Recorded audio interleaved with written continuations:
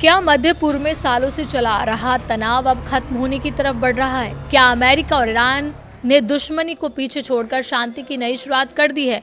और आखिर उस समझौते में पाकिस्तान का नाम क्यों शामिल है, जिस पर पूरी दुनिया की नजर टिकी हुई है?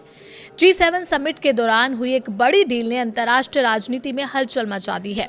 आइए जानते हैं कि ये पूरा मामला है क्या। फ्रांस में आयोजित G7 शिखर सम्मेलन के दौरान अमेरिकी राष्ट्रपति डोनाल्ड ट्रंप और ईरान के राष्ट्रपति मसूद ने 14 सूत्रीय अंतरिम समझौता पर हस्ताक्षर कर दिए हैं। इस समझौते का आधिकारिक नाम रखा गया है Islamabad memorandum of understanding between US and Islamic Republic of Iran. नाम में इस्लामाबाद शामिल होने से दस्तावेजों ने और भी ज्यादा चर्चा बटोर ली है। 14 सूत्रीय समझौते का मकसद क्या है?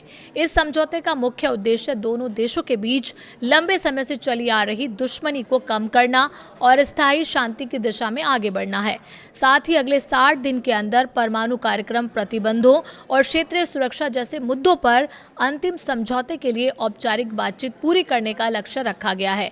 होर्मुज स्ट्रेट को तुरंत खोलने पर सहमति। डील का सबसे महत्वपूर्ण हिस्सा होर्मुज स्ट्रेट से जुड़ा है।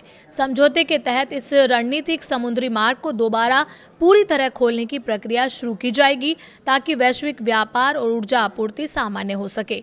अमेरिका अपनी नौसैनिक नाकेबंदी और उससे जुड़े कुछ प्रतिबंधों को हटाने की दिशा में कदम बढ़ाएगा, जबकि ईरान शुरुआती 60 दिन तक वाणिज्यिक जहाजों की सुरक्षित और बिना शुल्क आवागमन को सुनिश्चित करेगा। परमाणु कार्यक्रम पर क्या तय हुआ है? समझौते में ईरान ने दोहराया है कि वो परमाणु हथियार विकसित या हासिल नहीं करेगा। साथ ही उसके समृद्ध यूरेनियम यानी इनरिच्ड यूरेनियम के भंडार के भविष्य पर अंतर्राष्ट्रीय परमाणु ऊर्जा एजेंसी यानी IAEA की निगरानी में चर्चा करने पर सहमति बनी है।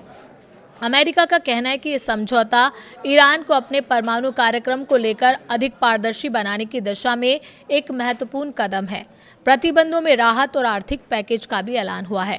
डील के अनुसार अगर ईरान तय शर्तों का पालन करता है तो उस पर लगे आर्थिक प्रतिबंधों में चरणबद्ध तरीके से राहत दी जा सकती है। इसके अलावा जब्त की गई ईरानी संपत्तियों को जारी करने, तेल निर्यात के लिए विशेष छूट देने और लगभग 300 अरब अमेरिकी डॉलर के पुनर्निर्माण एवं आर्थिक विकास कार्यक्रम की रूपरेखा भी तैयार की गई है। इससे ईरान की अर्थव्यवस्था को बड़ा सहारा मिलने की उम्मीद जताई जा रही है। सैन्य गतिविधियों पर भी सहमति बनी है।